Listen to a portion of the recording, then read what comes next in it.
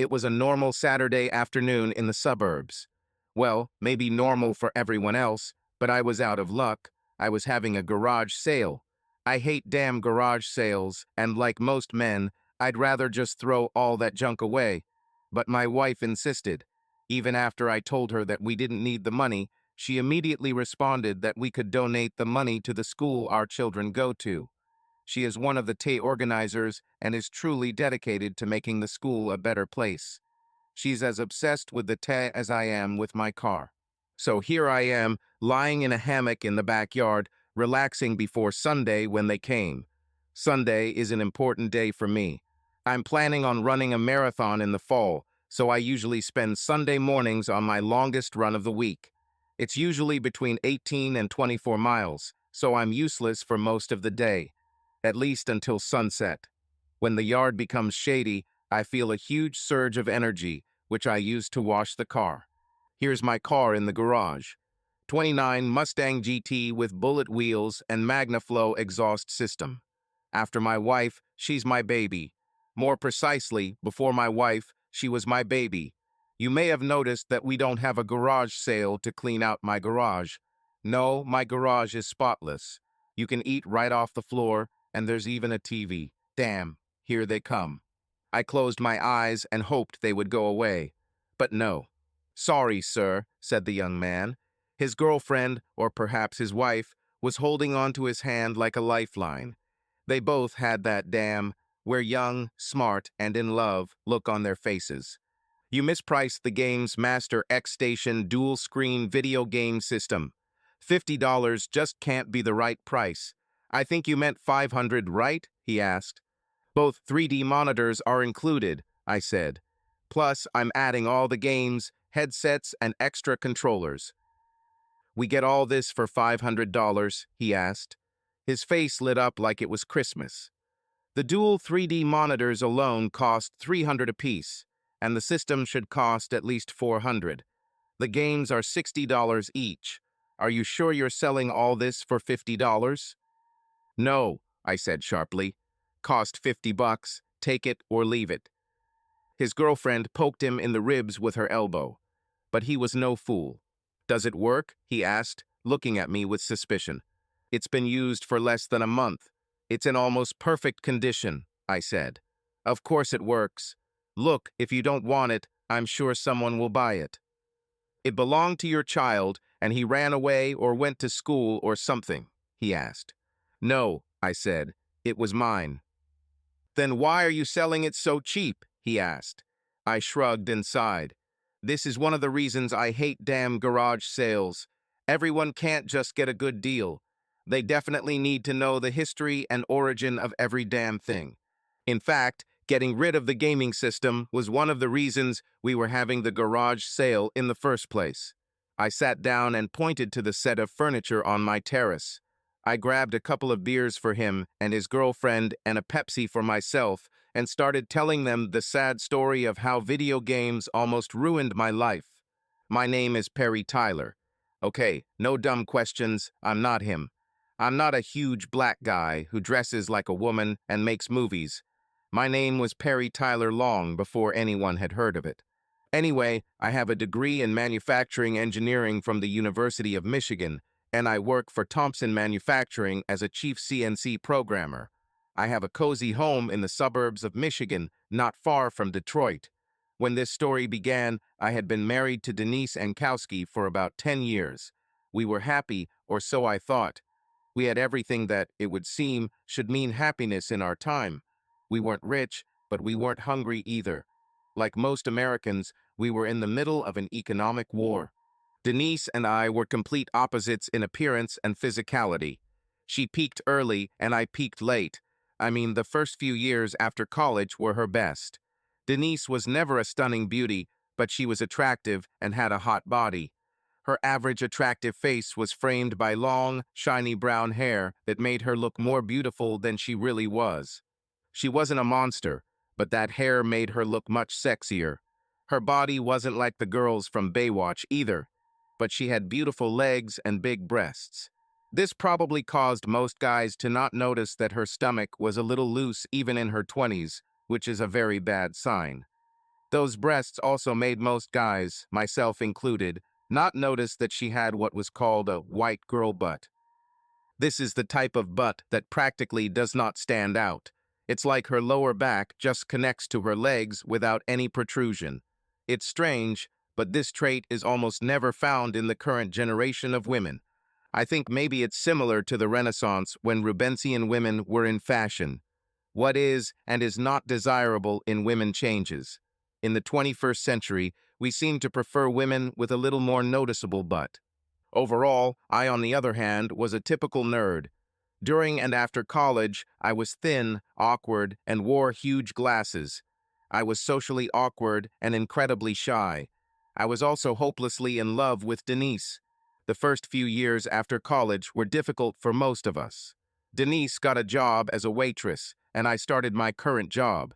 I made good money almost from the start and slowly overcame my social phobias. I started as a CNC operator and gradually moved to a setter and then became a programmer. Each promotion brought new responsibilities and more money. Meanwhile, I was still in touch with some friends from college. Denise and I talked a lot over the years, but never met. We grew closer every year until we finally started dating. Things quickly became serious between us. Denise was the first woman to allow me access to her body. I mean, I had sex before her, but it was usually in a hurry, in the back seat of a car, or in the dorm while my roommates were away. Denise and I had our own apartments, and we could enjoy sex without rushing. After a year of dating, I noticed a few things. First of all, Denise was simply my best friend. Whenever I was away from her, I was miserable. She felt the same way, so I asked her to marry me. She looked at me as if I was talking about someone else. I think she saw a lot of old maids in the restaurants where she worked and assumed that she would become one. She didn't even accept my offer right away. She asked me why I wanted to marry her.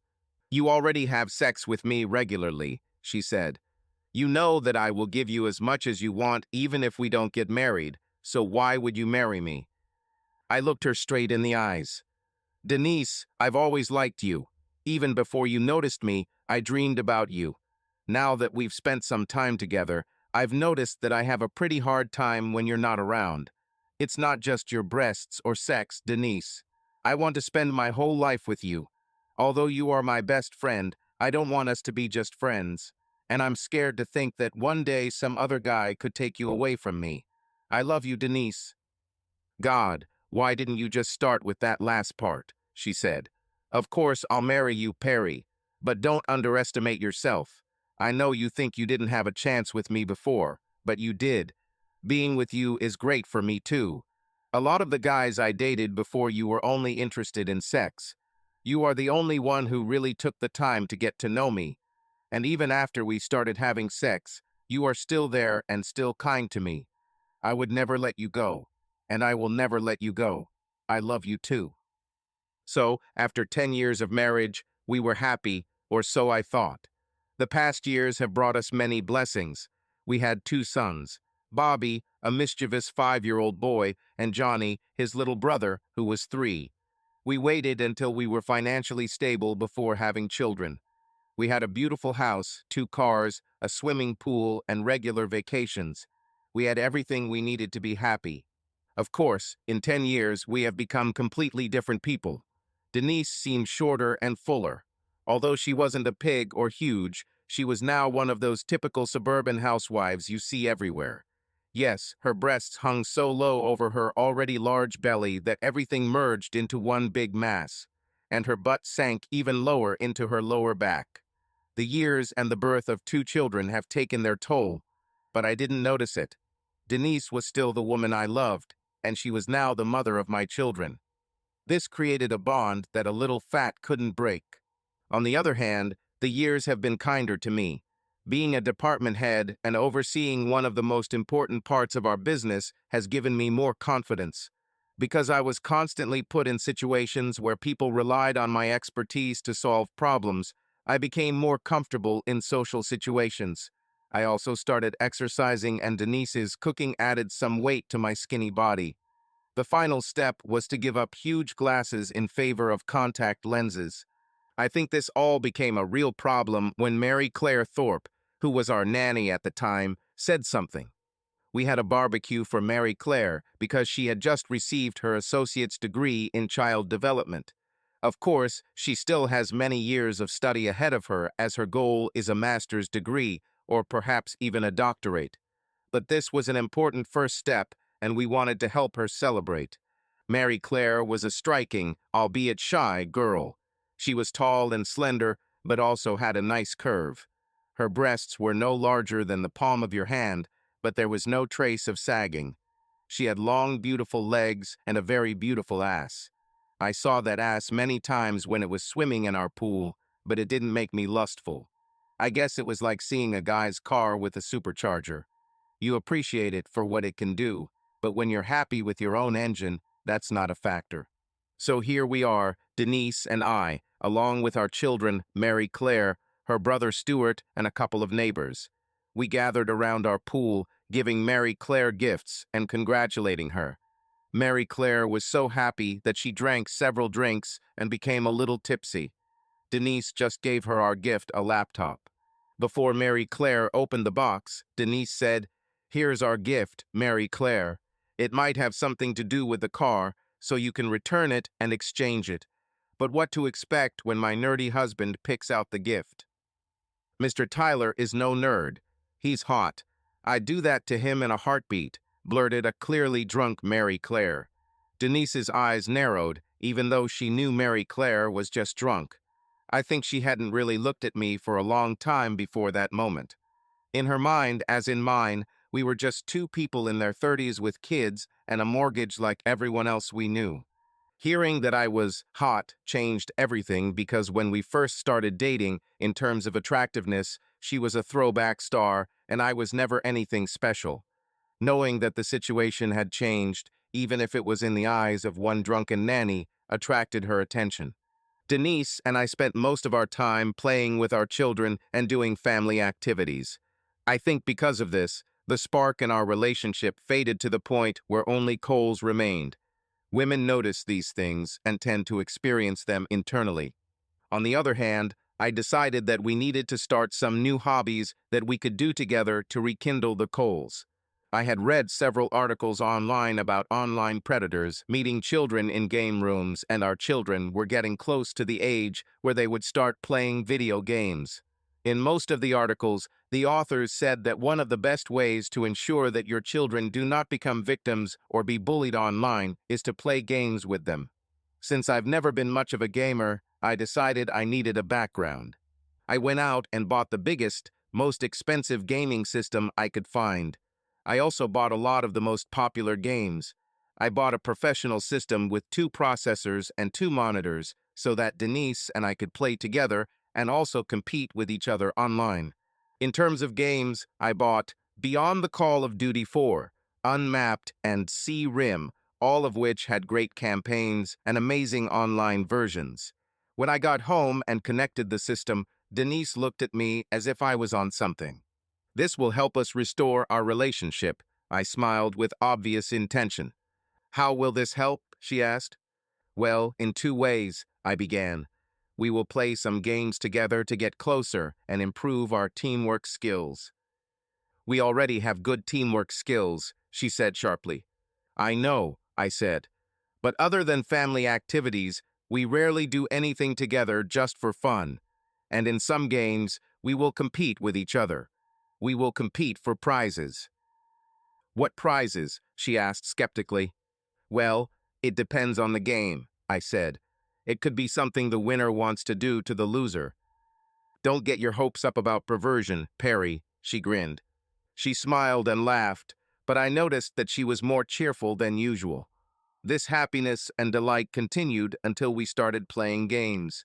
Much of my work involved the use of computers and various software platforms, so I adapted and learned very quickly. Denise, on the other hand, not so much. In short, she was terrible. The first evening we sat down to play was a nightmare. We played as a 2-person team in Beyond the Call of Duty. Denise was killed before she realized where we were. We started the game over, and she was killed before she even made a move. In just the first evening, Denise was killed so many times that she simply threw the controller in despair and walked away. The next evening, we decided to play against each other offline. "What are we going to play for?" I asked. "Not what you hoped for," she chuckled. Then I killed her 15 times in 14 minutes. Denise barely spoke to me for 2 days. I was about to give up on this whole video game thing and put it away until our kids were older. But then I received an excited call from Denise. "Saturday evening," she said. "What's Saturday night?" I asked. "We'll play for what you want on Saturday night," she said. "What are you talking about?" I asked. "You and I will play video games against each other on Saturday night," she said. "If you win, you get to have special sex with me. If I win, you get to give me pleasure." "What happened?" I asked curiously. "Mary Claire's brother Stuart will be giving me video game lessons," she said. "I was telling Mary Claire how hard you try to find things we can do together. She thought it was a great idea until I told her how terrible I am at games. Her brother came to borrow some money from her. He doesn't have a job, and when he saw our gaming system, he almost wet himself. He offered to teach me how to play games for only $10 a session if I would let him play on the system sometimes. So, mister, we're in for a battle on Saturday night." It was Monday when she called me, and we exchanged glances and smiles all week. Even when we had sex that week, it was like we were energized. So, to shorten a long story, it was Saturday. We ate dinner, and after the kids went to bed, Denise showered and put on perfume. I took a shower and put on only a robe. We met at the gaming system, both wearing our best night clothes and smiling. The game was Beyond the Call of Duty, and we played against each other. The first one to kill the other 5 times will win a prize. As soon as the game loaded, I dove for cover and found Denise in the simulated terrain. Then I took a breath and calmly and efficiently pumped not one, but 2 9mm bullets into her head. "This is one," I said. "Get the lubricant ready." This was my last quick kill. Denise killed me 5 times in a row so quickly and mercilessly that I still don't understand how it happened. The last time she somehow ended up right above me, hanging on a tree branch in stealth mode. This level of skill was far beyond my comprehension. I was angry, and she grinned. "Come on, honey," she purred, pointing towards our bedroom. The next day, of course, was Sunday. I ran 20 miles and came home to relax until I had to wash the car. "Hey, honey, want to play a little?" she asked. I told her no and that I was too tired, but I would watch her. She was great. She knew cheat codes and combinations that I didn't even know about. By the time she finished, I never wanted to see that damn game again. When she went to make dinner, I sat down at the gaming system and tried playing another game. I tried Unmapped. Unmapped is a very difficult game. This is an adventure game that is so realistic that it's like playing a movie. You start out as Jim Columbus, a descendant of Christopher Columbus, and you are searching for the city of lost treasures that Columbus discovered during his travels. Apparently, he decided never to mention this city in his journals, because some secret power there could mean the end for all humanity. Basically, in addition to killing people and creatures, you have to solve puzzles and find your way through the game while being betrayed by some of the people closest to you. Denise saw what I was doing and came over to sit in her gaming chair. She joined my game and was terrible again. I smiled. I felt revenge. So, we agreed on a rematch for a week from the moment of my defeat. This time, we will be playing Unmapped. We will be playing the online version, which constantly generates new puzzles and new enemies. The first one to reach the treasure will be the winner. "What are we going to play for this time?" she asked. "You already know what I want," I hissed. I just got up and went to wash the car.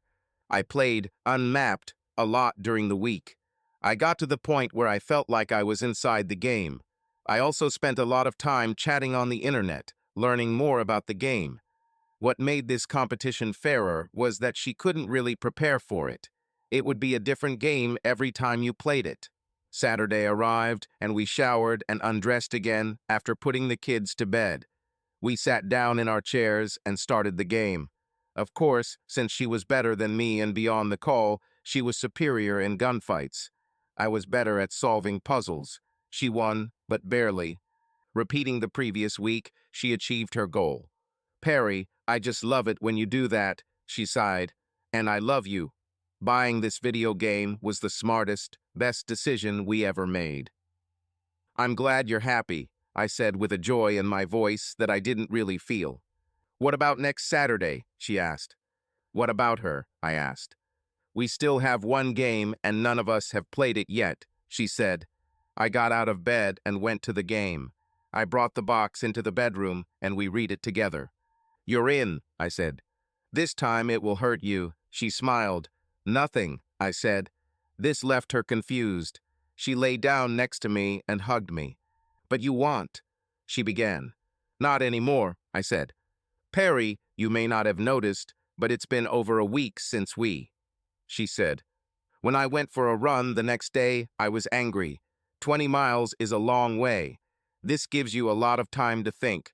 Washing the car is another activity that allows the mind to find order and find solutions to problems that are bothering us. During this time, I thought about how to prepare for next Saturday. One more thing I decided to do was a little dishonest, but necessary. While Denise was preparing dinner, I calmly and casually walked around our living room and looked at a few things on the shelves and around the room. The next day, while at work, I turned on my computer and launched an application on my desktop. I hadn't used it in a long time, but it still worked. We had several stuffed animals on shelves in the living room and other places in our home. A few years ago, when we heard horror stories about nannies, we bought some nanny cams to check on Mary Claire. Mary Claire was practically part of the family now. She came over to use our computers or the pool, even when she wasn't babysitting our kids. But then we wanted to be able to keep an eye on the kids from anywhere. I could check camera footage from my iPhone if the computer was unavailable.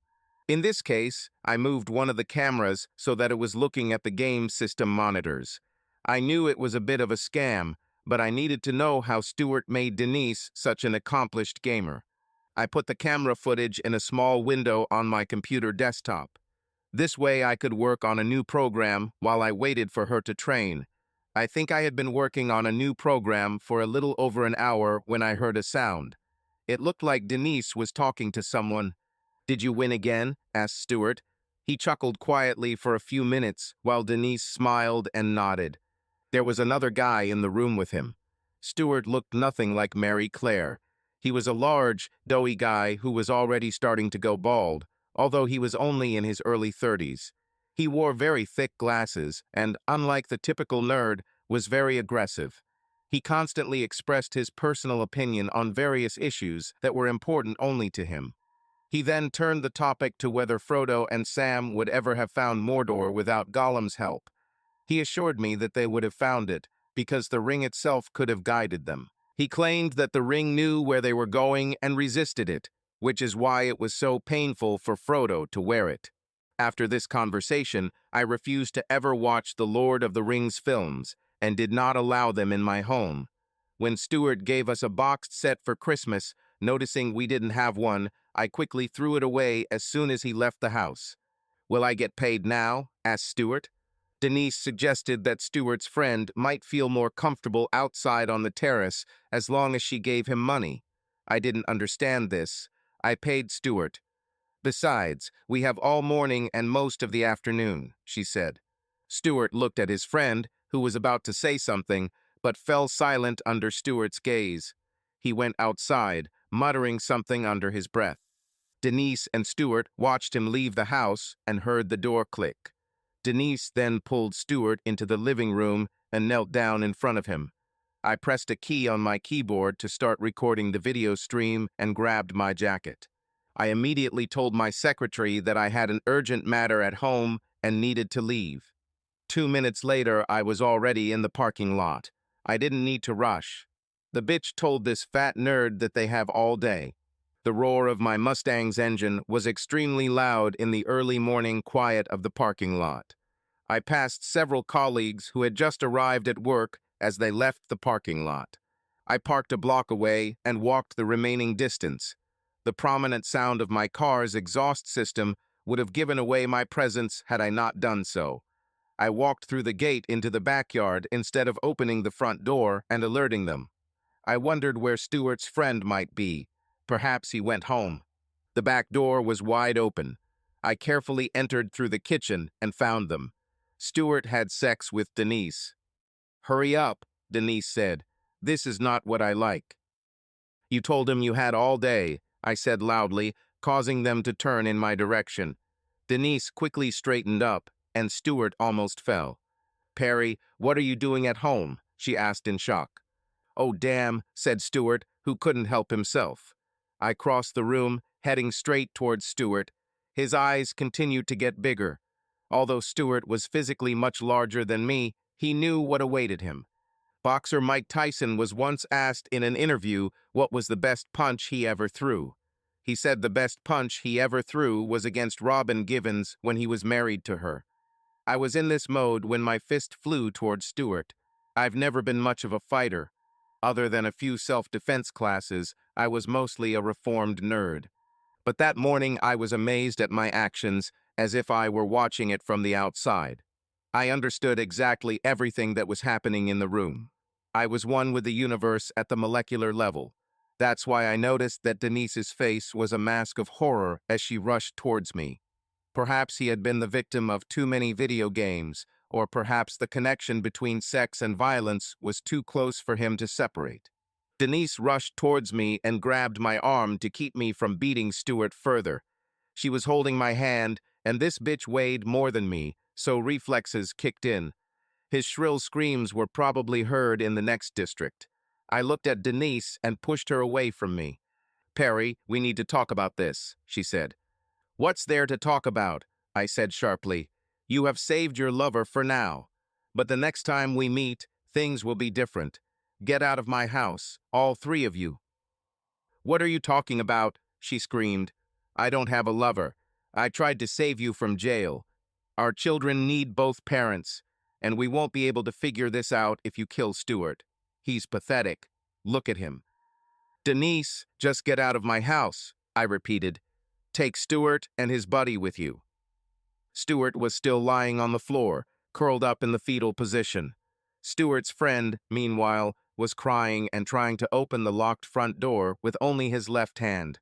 I crossed the room and gave Denise her keys from the counter. I opened the door and told her to take them with her. With difficulty, they lifted Stuart and led him out of the house. Denise tried to hug me before leaving, but I pushed her away. "When we talk about it, you'll realize it's not as bad as it seems," she said. "I'll be back as soon as I get them to the hospital." "No, you won't come back," I said. "Go to your parents or to hell, but don't come back here. Let your father come and get you enough clothes or something to last until the lawyers arrange for you to come back." "Perry, don't say that," she said. "It was just a mistake. We won't become one of those divorced families. We'll work things out. I don't want our boys to grow up in a broken home. I love you. We just need to talk." I slammed the door in her face. If she hadn't jumped back at the last moment, the door probably would have knocked her off her feet. The heavy metal door frame cracked. I realized that I didn't have much time, so I called Mary Claire and said that I urgently needed her help. I asked her to pick up my boys from school and kindergarten and take them to my parents. I told her I was probably going to jail soon, but I didn't tell her why. Then I rushed to the bank and transferred all the money from my savings account. I left my current account untouched. I closed the savings account so that if someone checked our accounts online, there would be no evidence of the existence of another account. I was confident that when Denise hired a lawyer, he would be able to find out when the account was closed, and maybe even be able to find out how much money was there, but he still wouldn't be able to get it back. I went to my boss. We were friends, and he went through several divorces. When you have as much money as he does, women just flock to you, and many of them don't have the best intentions. He helped me open an offshore account. I found another bank where I could deposit the cash and then transfer it to my offshore account. Denise's lawyers will have to try to check every bank in the region to trace this transaction, especially since I didn't have an account with this bank and I didn't open one. I still paid about $100 in fees, but it was worth it. I called my broker and cashed out my brokerage account. This account only contained stocks, some step bonds, and a few mutual funds. It was completely separate from my 401k account at work. I lost about 15% of the account value by transferring it to an offshore account.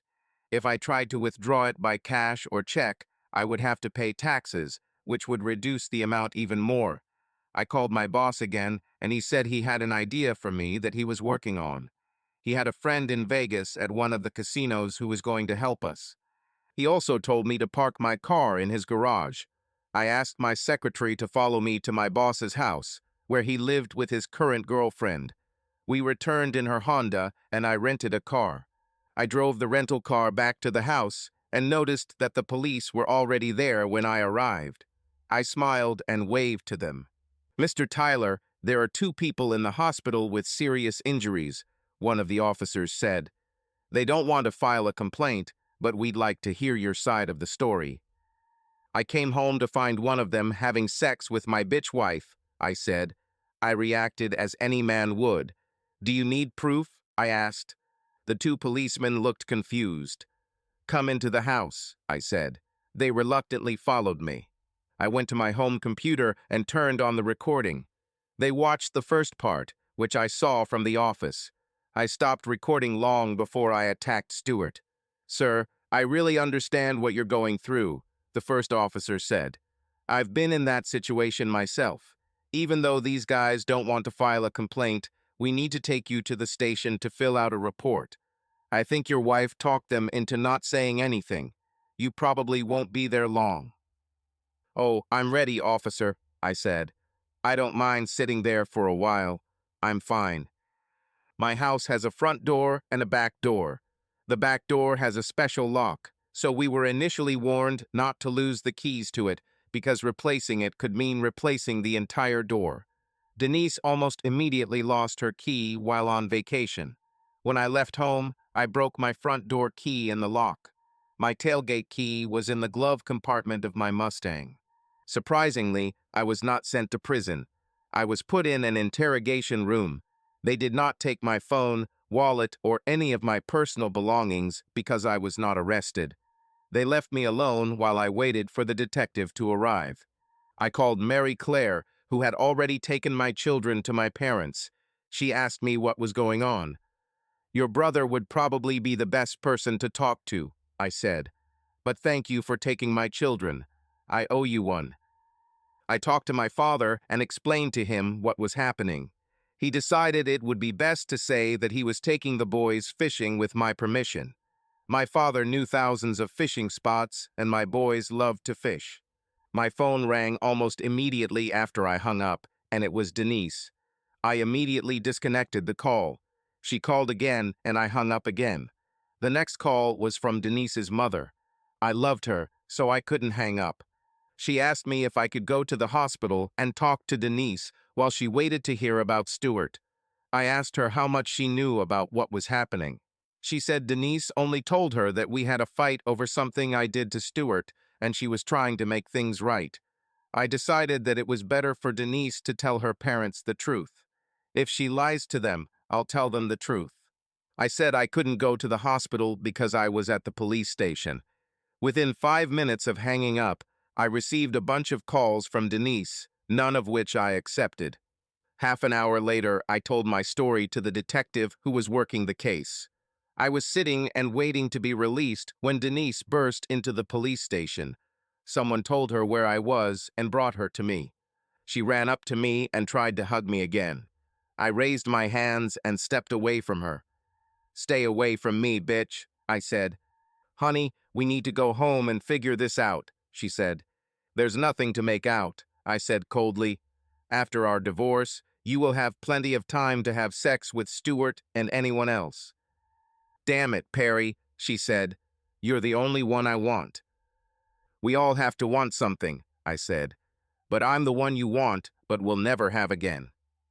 "Perry, we need to talk about this calmly," she said. "I've made a lot of mistakes, but that doesn't mean I don't love you." "You let that fat bastard have special sex with you," I said. "Year after year, I've begged you for this. We've known each other forever. You've known him for a few months at best. I married you and supported you. He taught you how to play video games. When you were sick, I took care of you. What exactly did he do for you? We have children together, and I thought we had a future. He ended our marriage, so now your future is with him. Well, you have all these memories of laughing. Above me, behind my back, right? Perry, no one laughed at you. She began. I love you, Perry. Don't do this to us. I didn't do shit to us, I said coldly. You did. Perry, you've never seen the real me, she said. When I was growing up, I realized that I would do anything to win. I'm too competitive. But I'm at a point in my life where I needed to feel like I was in control of something. You always treated me like a princess. You always loved and cared for me when no one else did. Even when we got older and I turned into a pig and you became what you are now. You always grabbed me and begged for what was always yours. Yeah, that's right. That's why you gave that bastard what you never gave me. Do you know how much that hurts? I don't want to talk to you anymore. Anything you need to say it through my lawyer, I said. Perry, we need to talk about this calmly, she said. I turned away from her and childishly stuck my fingers in my ears, loudly singing la la la la la. I watched as her face grew redder. Perry, don't make me do this, she said. La la la la la, I sang. She shook her head and took out her cell phone. She started talking to someone on the phone and then abruptly closed the phone. She looked at me again with anger in her eyes. She stood up to leave. The detective returned to the room. Mr. Tyler, I'm sorry, but we're going to have to detain you, he said. The men you beat changed their minds and decided to file a complaint. Call me when you decide to listen to reason, Denise said. It could have been very easy, but you forced me to show my anger. I was transferred to a cell. An hour later, Denise came into the cell to see me. Perry, where are the kids? She asked. I refused to talk to her. Perry, you're going too far. It's not what it seems. I need your back door key.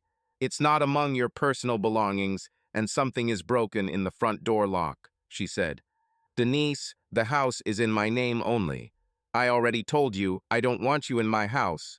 If you come in, I'll charge you with theft or trespassing, I said. Perry, you don't want to mess with me, she said sharply. There's still time to apologize, talk, and work things out. We'll go back to the way things were before, and everyone will be happy. We'll still spend the rest of our lives together, and years from now, this won't even be a dim memory. I'll even give you special sex, if it's that important to you. Fuck you, bitch, I said. I don't want this anymore. All I want is to be free from you. I want to start my life over again with someone who loves me enough to be faithful to me. Her eyes filled with tears, and she understood. Perry, I never knew that, she sobbed. Perry, I didn't realize it was that serious or that you loved me so much. I think I just thought you couldn't find anyone else. Yep, it doesn't matter anymore, Denise. Let's just get a divorce, I said. Perry, please don't make me do this. Neither of us will be happy when this starts, she said. Fuck you, Denise. I love tuna, I said sharply. She left the room, and the guard came in to tell me that my wife was posting bail for my release. I asked him if I should accept money from her for release. Well, you can refuse the money, he said. But that would be stupid. Who does that? You're looking at him, I said. I don't want anything to do with that bitch. Denise re-entered the room. Why do you want to stay here? She asked. We need to talk about this, but I can talk just as well here. I waved my hand and shouted to the guard to come. This woman is stalking me. I haven't even had my day in court yet. I don't want to talk to her, and I want her to be banned from further visits, I said. The guard led Denise out of the room. You'll regret this, she squealed. She continued to scream even when she was taken out of the prison area. The next morning, my favorite guard returned. Overnight, the cell I was in became filled with petty criminals. A few of us became friendly and were chatting to pass the time when the guard approached me. A woman has come to see you, he said. I already told you that I don't want to see my slutty wife, I snapped. It's not her, he replied. This is another woman. Do you want to go to the room or just call her here? Call her here, it will be faster, I said. I should have known better when I heard the sounds of whistles and hoots coming down the row of cells. She walked through all the shouts and whistles with the regal bearing of a princess. You really set my brother up, she said, and Denise is beside herself with rage. What did Stuart do?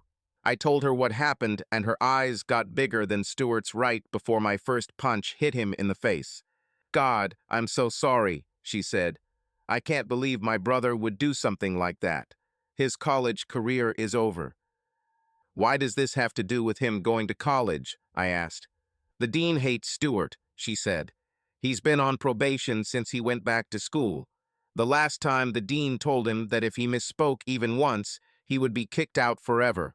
If so, he'll never leave my parents' basement. My father is ready to kick him out. Can you imagine being that age and still living in your parents' basement? They have to wait until he wakes up to wash their clothes. He has Lord of the Rings posters all over his basement and invites other misfits to play Dungeons and Dragons. I laughed imagining this. Well, I came to get you out, she said. For what? I asked. Because that's what friends do, she answered shyly. MC, you don't have that kind of money, I said. This is the money I saved for education, she told me. MC, I'll give the guards my bank card, I said. As much as I appreciate it, I can't take money from you, but thank you. It really means a lot to me. She simply smiled and nodded. So you could pull yourself out at any time? She asked. I nodded. Then why didn't you do it? 3 reasons, I said. Denise wanted me out of here. My being in prison makes her feel disgusting because she thinks it's her fault. She also can't talk to me while I'm here. Secondly, I need to be somewhere, and here I eat for free, so this place is as good as any other place. And finally, until you came here, I had no reason to want to go out. She smiled at me again and walked out with the guard to process my release. She returned with the guard a few minutes later. Hey, this is the same account the other lady tried to get you out of last night. Who cares? He asked. I love this lady, I said joyfully. Mick drove me home, where I picked up the rental car. We went to breakfast, and I told her everything in detail. When I told her about this before, it was the short version. This time I felt relieved my soul. I told her everything. How I felt, how I found out about what was happening, and everything that had happened since then. In turn, she told me everything that had happened the day before while I was in prison. Denise spoke with Stuart several times and hired a lawyer. According to MC, Denise hired the most ruthless lawyer she could find. Someone who won huge settlements for most of her clients because the woman she originally hired didn't have a track record of winning. Denise wanted to either force me to return her or, failing that, destroy me. Meg hugged me and told me she was ready to help me in any way I needed. I hugged her back and told her that I might take advantage of her kindness, but having her next to me was more help than she could imagine. I drove back to my house to pick up a few things from the garage. I remembered that I couldn't get into the house without breaking something, which was good because as soon as I walked into the garage, Denise and some guy got out of the car. She walked towards me with fire in her eyes. Why the hell did you let some woman take you out when you didn't let me? She hissed. I wondered if that loud-mouthed bitch had always been lurking inside the woman I married. I smiled and introduced myself to the man who was with her. It turned out that this was her lawyer. He was very professional and extremely polite. Answer my damn question, Denise screamed. And who is the bitch who pulled you out? Is this some bitch you've been sleeping with all this time? I would invite you inside, I told the lawyer, but I don't have access to the house right now. I'm sure you'll need some sort of court approval before Denise can get her things. I'll try to arrange it for today or tomorrow. Thank you, he said. It makes perfect sense. I didn't even expect. Stop ignoring me and answer my damn questions, Denise screamed. Several of our neighbors looked out of their windows. Our neighborhood was very quiet, and screams like this usually resulted in the police being called. I know, I said, continuing to ignore Denise. After interacting with Denise, you expected a lot of screaming and yelling. I'm not like that. She wasn't like that either, until all this started. I assume you are going to serve me with a subpoena.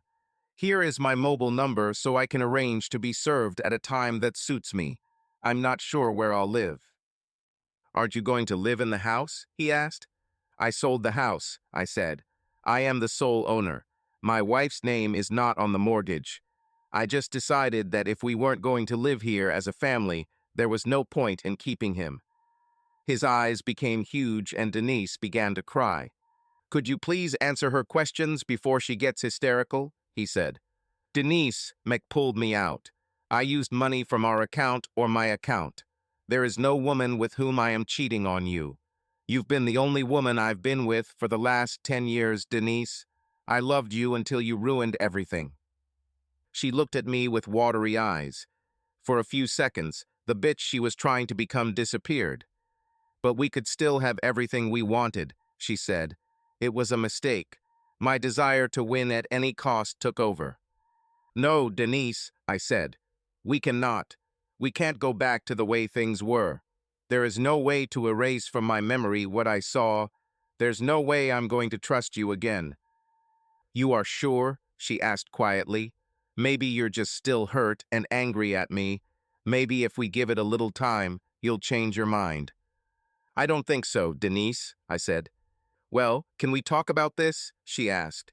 Can we just sit down like two reasonable people and sort out our differences? I'd like that, I said. Let's meet in the park at 1 o'clock. Why in the park? She asked. In case things get loud, I said. Plus, the park is a public place where we can both quickly leave. I hope we can work this out, she said. I'll see you soon. I walked away and got into the rental car. I called my boss and told him how everything was going. Don't be deceived, he told me. Her lawyer and other people spent the whole day yesterday finding out how much you earn and how much money you have in your retirement account. Stick to the plan. You also need to go to Vegas today. If she files for divorce, the legitimacy of many of our steps will be even more questionable. I met with the lawyer I hired. I gave him information about Denise's lawyer so he could contact him. I told him everything I was doing, and he laughed until his face turned blue. I felt that he had gone through this himself. You know that I am officially required to report all your actions to the court, right? He asked. I nodded. I don't care, I said. The only thing that matters to me is that my children are okay. I love tuna. It's a good thing I have short-term memory loss, he said. I can't remember anything you just told me. When I left the meeting with the lawyer, I headed to the park. When I arrived, I saw Denise sitting on a bench in the old gazebo. Several people were sitting and eating lunch on the benches around the gazebo, but no one was close enough to hear our conversation. I walked over and sat on the opposite side of the bench from Denise. She noticed this and frowned. It seems like a lifetime since you came into the kitchen and pestered me while I was cooking, she said. Now it's like I have some terrible disease that you don't want to catch. She paused and looked at me, then continued talking. Perry, everything went wrong. I think there's something wrong with me. I don't act like the woman you knew for most of our marriage. And most of all, I regret what I did. When I think back on it, I realize how stupid it was. At first, I tried to blame some of the blame on you. I kept telling myself it was your fault because if you hadn't brought that stupid game home, nothing would have happened. I bought this stupid game because you were moving away from me and I wanted to try something. Anything to get back what we had. I loved you more than anything in the world, Denise. I couldn't just do nothing. I understand it now, she said. But what you don't see is the whole environment. Perry, you are an attractive man. I'm lucky to have you in my life. It wasn't always like this. Remember 10 years ago when we first started dating? I was hot. Everywhere we went, people looked at me and wondered why such a hot woman with such a nerd. I never told you this, but men always tried to pick me up when we went out. You went to the toilet, and while you were away, men slipped me their phone numbers. Or men would come up and start conversations with me while you were around. But I never gave in. I think by then I was already thinking about forever. I had my fill of guys who just wanted a quickie because I was hot. I could get this at any time. That's all the older women I worked with as a waitress talked about. They all talked about how hot they used to be, and then one day they woke up and discovered that they were no longer the same, and all that was left of them from all those years when they were hot was a small one-room apartment, which they shared with a cat. I didn't want to end like this. I also noticed other women who were happy. They had homes, families, children, and husbands who loved them. I realized the difference between happy women and not so happy women in love. I looked at all the guys we used to hang out with and realized that although I slept with many of them and might again, none of them cared about me. There's a big difference between wanting to sleep with someone and caring about them. Even then, the only person I felt cared about was you, Perry. That's why I followed you, and I'm so glad I did. I think the problem is that the balance of power has changed recently. You've become more and more attractive over the years, Perry. I became the fat-assed, saggy-breasted mom who still sees herself as that hot girl on the beach. Lately, no one even notices me, but many women around us say how hot you are. I think I really started to notice this 3 months ago at the MC's party. Then it became clear to me that you hardly need me. You didn't do anything wrong, Perry, it was me. You're still the same caring, funny guy you were back then, but I guess I just needed something. So I started ordering you around, and as you put it, I started moving away from you. I needed to convince myself that I didn't need you. And while I was doing this, you tried your best to take care of us and our children and keep me from moving away. The video game was a great deal and could have been perfect for us, but I blew it. You even showed me how much you wanted me by wanting to win. You acted like sex with me was something special, while I was exploiting it and only wanted to humiliate you. And until recently, I really didn't understand why you wanted this special sex with me so badly. I thought it was just a way to have power over me. I saw it as your attempt to force me to do something I didn't want to do. And then, when you explained why you wanted it, I just wanted to cry because of what a fool I was. I didn't realize you still loved me so much. But Perry, you need to know something. I didn't have sex with Stuart to hurt you or humiliate you. There was more to it than that. You probably don't remember, but you and I tried this kind of sex once a long time ago. 10 years ago, on our honeymoon, when you were drunk. I was ready then because I loved you so much that I would do anything for you. So you're probably asking why it didn't work out, right? Remember, Perry. Perry, it didn't work out because your dick is too big for me. With Stuart, it was a different matter. I know it hurt you, Perry, but I didn't mean it. I just wanted to win this game. It was a way to have something to show off, she said. And when Stuart and I were alone playing games, I guess I just let things go too far. We started talking about the bet. Then he wanted to know what was at stake. The next thing I knew, he was saying that since he was helping me not lose, he deserved a share of the winnings. When I won the first time, Perry, you made me feel great. The next day, I had to give Stu a nice treat for his help in defeating you. Anyway, I was even more determined to win again. Stuart told me it would be even more difficult, but he knew a way I could do it. He said what it would cost me and told me his price. He wanted real sex with me. I refused. I won't let him get close to me again. But as the week went on, I realized there was no chance of winning. You are too smart at solving these puzzles. I hate losing, so I agreed. Besides the feeling of shame, it was extremely unforgettable. Stuart's plan was to cheat. I spent most of my time watching you solve puzzles. Then, when you tried to go through the battles, I didn't. But Perry, I didn't have to fight like you did. If you get shot, the game ends. But I couldn't die. I have a cheat code that gives me infinite health. So even though I was shot hundreds of times, I didn't die. Stuart told me what I had to do to win and what he wanted for it. I just shrugged. Stuart told me it would be close, and it was. You solved the last puzzle, and I could only watch what you did and use my secret cheat code that allowed me to bypass one puzzle. This brought me to the end of the game and the final battle just seconds before you. I fought by just shooting everyone while you had to hide behind things and slowly make your way. and I won the game. When I received my reward after that, again you were a magnificent and noble loser. Perry, I wanted you so much. And then on Monday you came in and found us. I was shocked. Nothing seemed real. It was as if real life was just part of a video game. Perry, none of this is worth what I put you through. None of this is worth half of what we're losing. I think we need to figure out how we can overcome this. What can we do? What can I do to make it up to you? Denise, that's the thing, I began. All I ever wanted was us. It's gone. There was no need to be attractive. You loved me when I was a skinny nerd with huge glasses. I loved you until I saw you with Stuart. Bodies and physical things are not important. I fell in love with a woman who smiled at me and loved me when others laughed at me. All this was just between us. No one else mattered.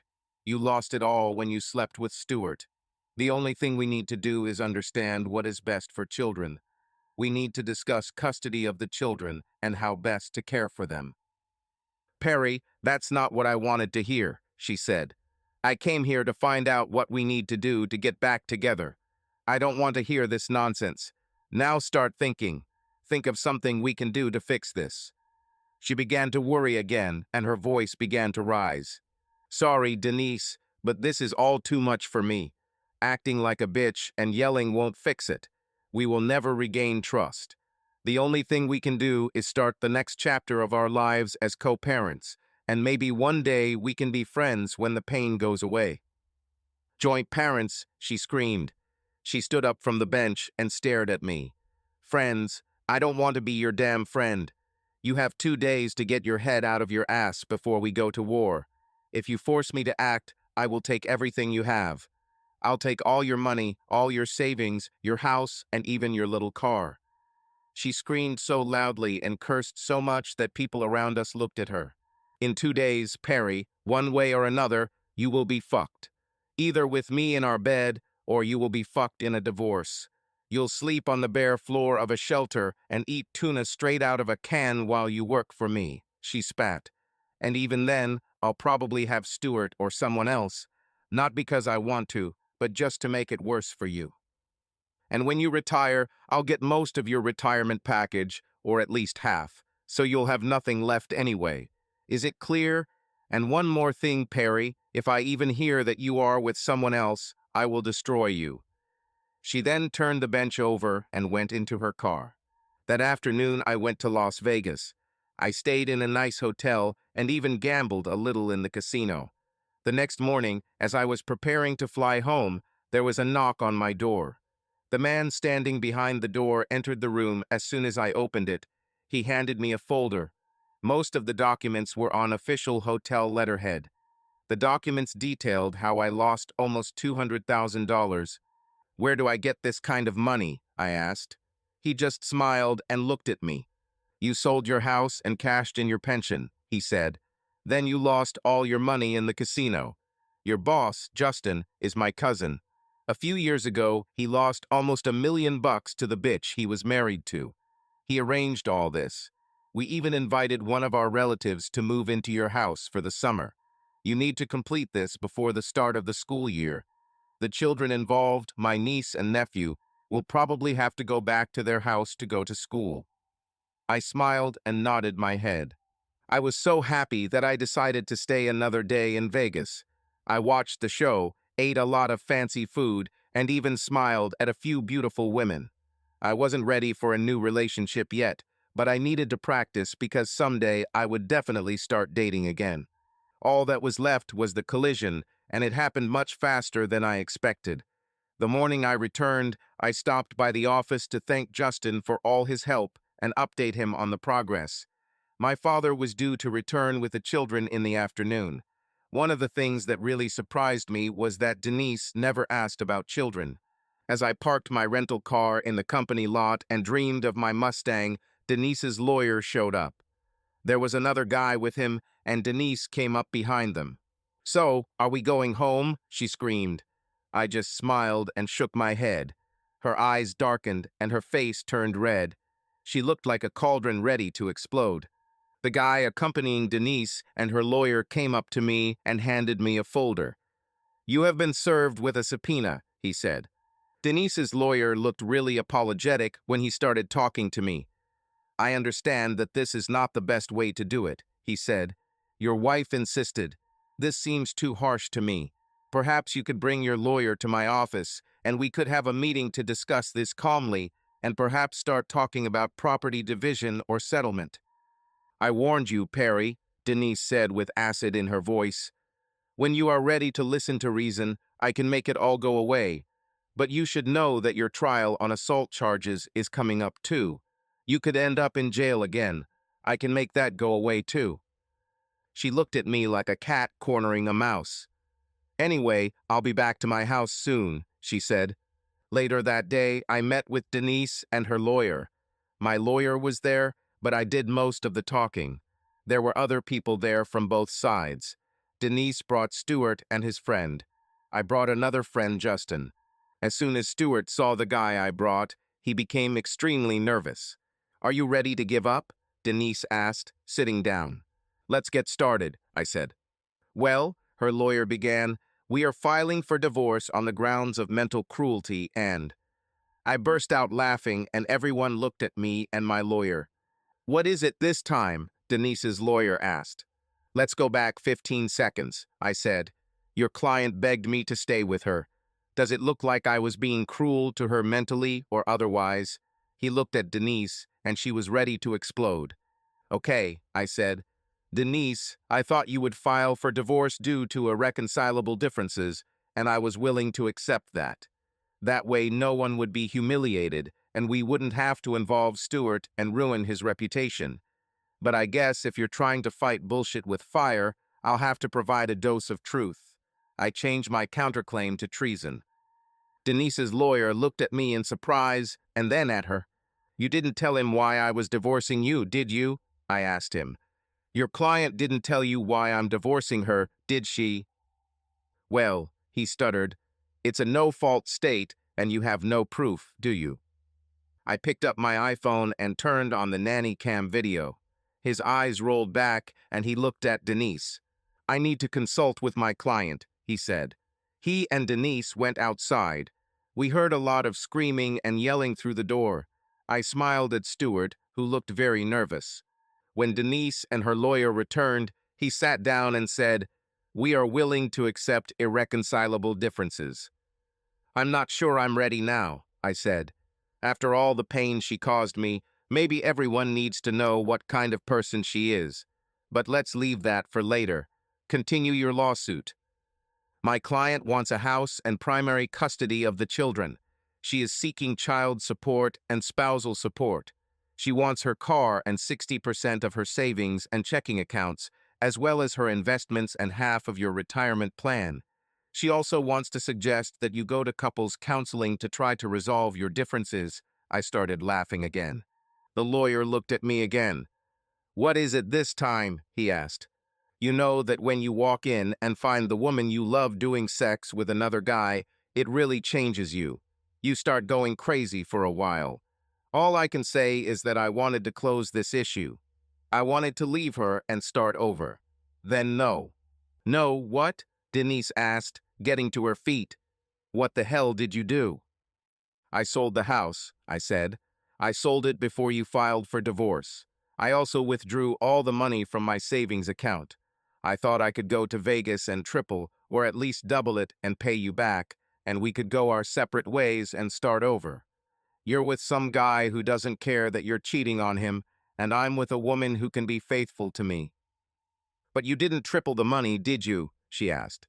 Didn't even come close, I said. Never play when you're upset.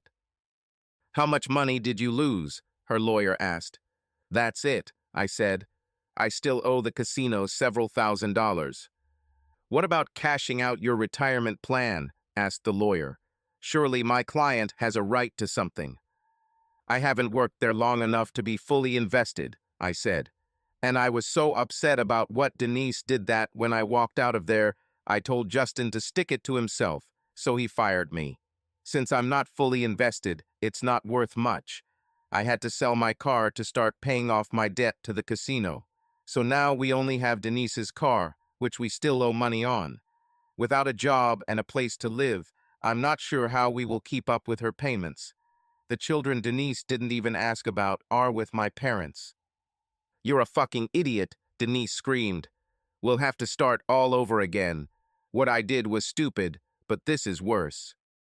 So will you both go to counseling and try to repair your marriage? Her lawyer asked, trying to win at least 1 point. No, I said. Denise sat at the table with her arms folded across her chest. What should I do now? She said. You will fight me for custody of our children, I said. Why? She asked. Why can't we just get back together? We both screwed up. No, Denise, you screwed up, I said. I was just reacting to what you did. She started crying and calling me all sorts of names. I won't even be able to find a job if I end up in jail, I said. If you agree to try to save our marriage, I will call Stu away, she said. Don't worry about it, I said. Stuart is in more trouble than I am, and I actually have more control over it than you do. The man I brought is the dean of Stuart College. He's sick of Stuart's crap, but he owes me a favor. If Stu doesn't drop the charges, he'll be expelled. That means he wasted all his parents' money and will never be able to return to university again. But she told me, Stuart said suddenly, I wanted to drop the charges and just move on, but she told me that if I didn't do it, she would claim that I assaulted her. We spent the next 2 days negotiating. We eventually agreed that Stuart would drop the charges. Denise and I agreed to get a divorce due to irreconcilable differences, and we would both find jobs and work out a way to share custody of the children. We each bought our own apartments with the remaining money from the savings account, then closed it and kept our finances separate. We assessed the exact costs of the children and decided that each of us would pay half. Denise was able to find work as a waitress. It was difficult for her as she had not worked for 10 years and had gained almost 100 pounds. I even pretended to care when she complained about having to work every day. For about 2 months, everything went well. One morning, I called her to tell her that the woman I had sold the house to had put it back on the market. I said I was going to try to get a new mortgage and buy the house back. She started crying and said it was great news. I thought she would be upset, but not enough to cry. Sorry, Denise, I said. It will be good for the boys. They will return to their old rooms, and you can visit them as often as you like. Of course, they can still live with you every other week if you want, but I really think it would be better for them to live in a house with a yard where they can have pets and a pool, don't you? That's not the point, she said. Yesterday I found out that I am pregnant. I was shocked. I know this is hard, Denise, I said. We'll just work a little harder and we'll be able to handle 3 kids as easily as 2. If we were still together, that would be great news. You don't understand, she said. The timing is completely wrong. More than anything, I wish it were your child, but it's not. My life is ruined. Have you told Stuart yet? I asked. I'm going today, she said. But Perry, he doesn't have to know. Nobody needs to know. Couldn't we? No, Denise, I said. That would be wrong. There have already been too many lies and cover-ups. Look where this has led. But I don't want to be with him, Perry, she said. I want to be with you. Denise, this is just not possible right now, I said. Who knows what might happen in the future? A year ago, I never imagined that we would live separately or that you would carry another man's child, but this is where we are now. And all this because of this damn video game, she said. Video games ruined my life.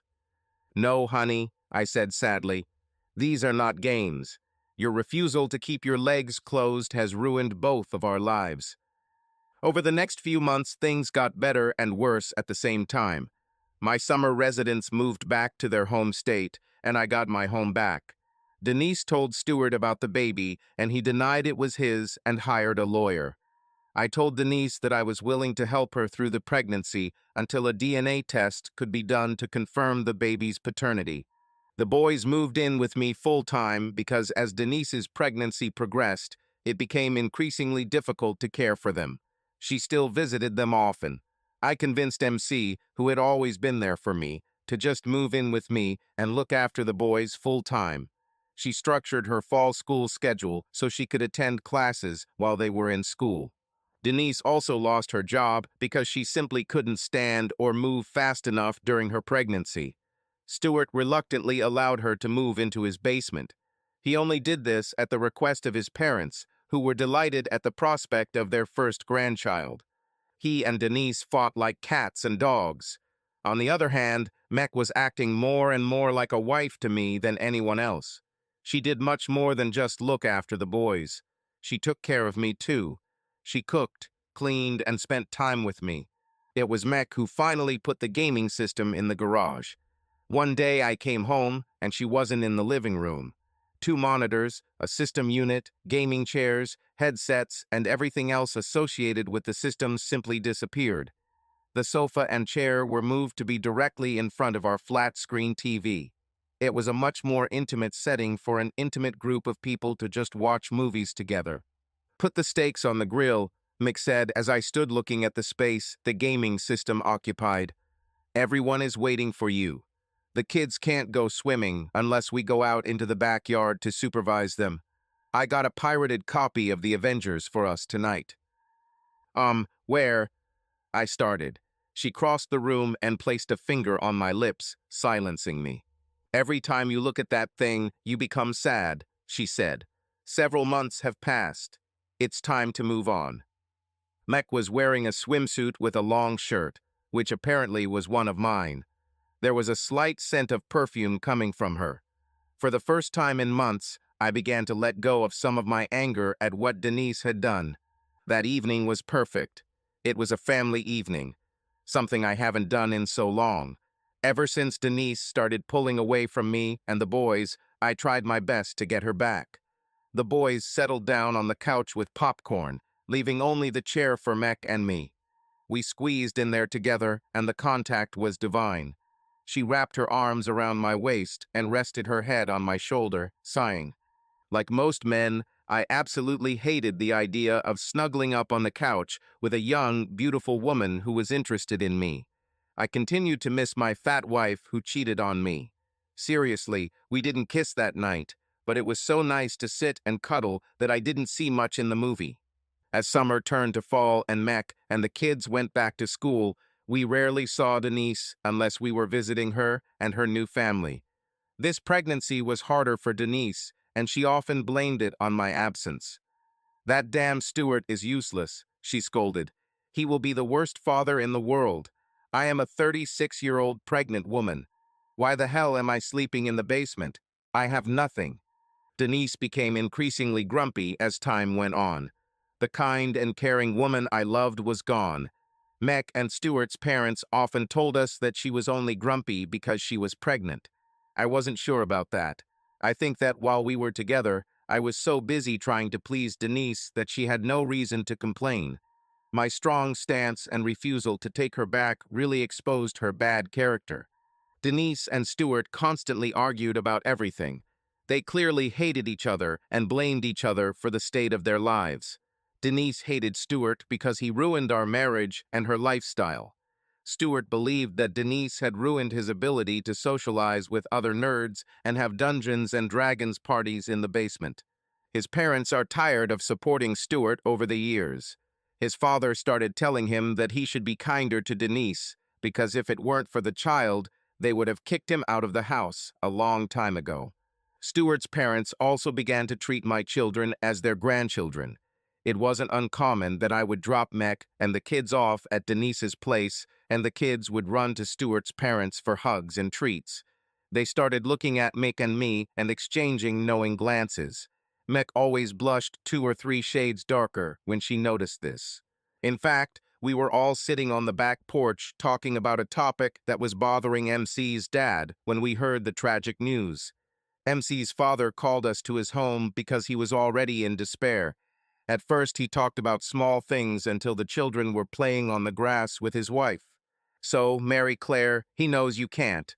he asked casually. "Yes, Dad," she said quietly. "Perry knows I can't have kids. It doesn't bother him." "So when are you two getting married?" he smiled. As usual, Mick blushed and looked away from her father. Dad, we don't. She began, but he interrupted her, pointing down at us. Then why are you two always holding hands and stuff? He smiled.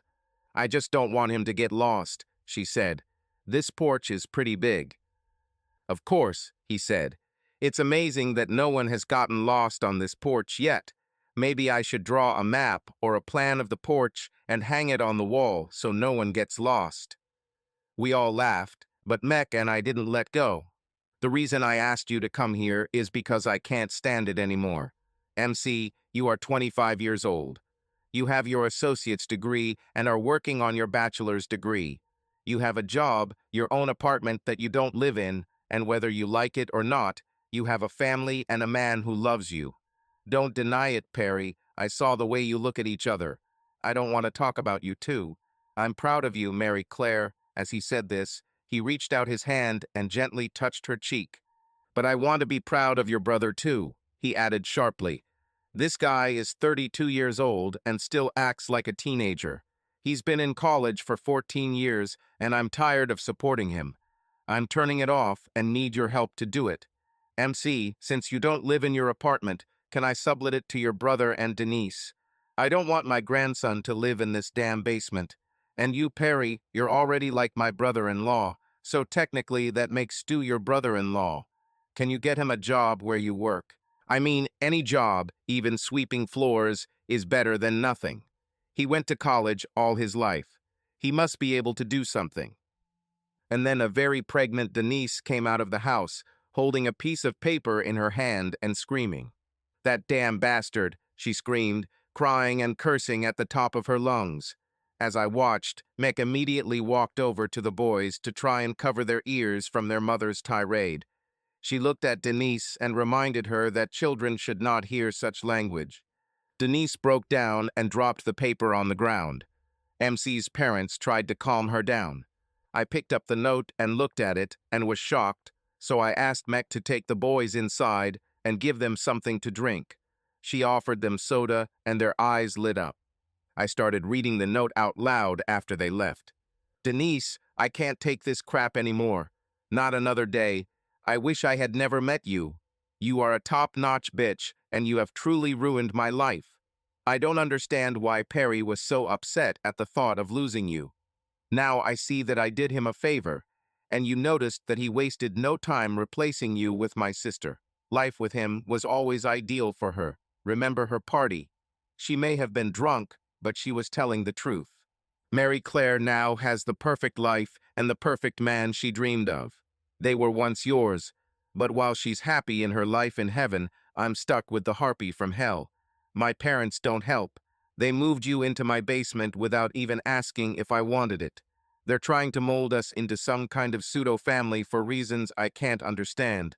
This is not the life I wanted. I don't want a child. I don't want to be a father. I don't want a wife, and I especially don't want you. You're not even the type of woman I like. You're fat, unattractive, and like I said, a bitch. Even if you had other qualities, one thing remains. Even if I loved you, which I don't, I couldn't trust you.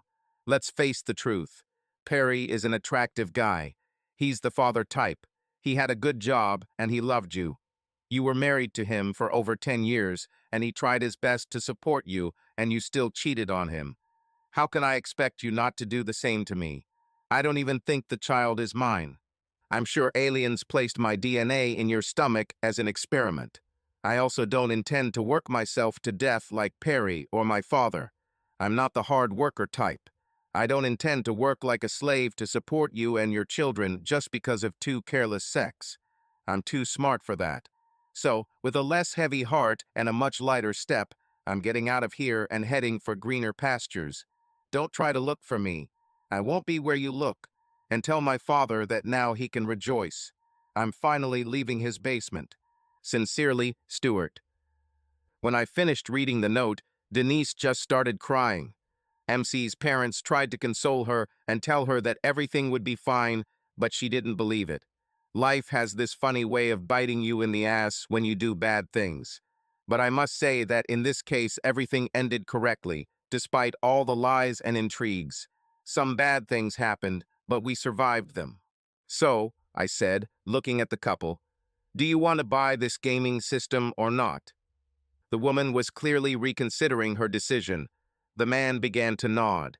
At this moment, their eyes were drawn to a female figure walking out of the house with two small boys behind her. "Mom, I want to go to the pool," said my son Johnny. She picked him up and kissed him tenderly on the nose. "You have to wait a little, Johnny. You just ate," she said. This child called her mom. "So are you and your wife back together?" the woman asked. "She doesn't look fat to me. Did she go on a radical diet?"